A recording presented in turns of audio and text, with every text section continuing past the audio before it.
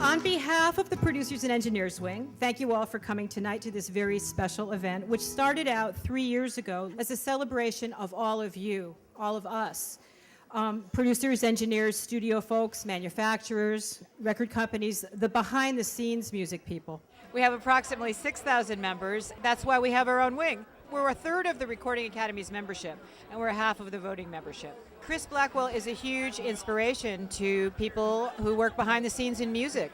He's a producer, he's an entrepreneur, he is a record label owner, he has always nurtured talent, and that's something that we need to think about today and do more of. Chris brought such great musical sounds to everything he did, and the cool thing was, you know, he's really known. I think when you think of island records, you think of the island flavor and you think of Jamaica.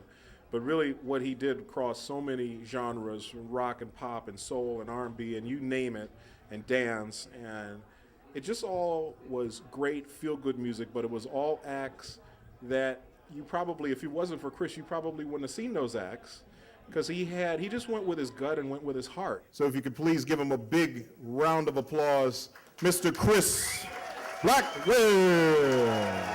Really a great honor to me, because what I loved most in the record business was being in the studio.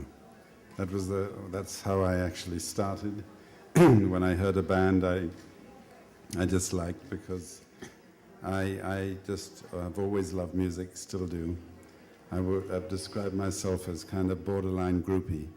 Many of the independent labels have been built on one kind of music, but Island was across the board. It was from rock to reggae to folk music and poetic music and all sorts of things. So that's kind of a difference with Island. It was really eclectic. I always had a studio at Island Records as soon as I could afford one, mainly because all the great record companies all had studios. You know, Blue Note, Atlantic, all of them, and Stax. Surely you were meant to be mine.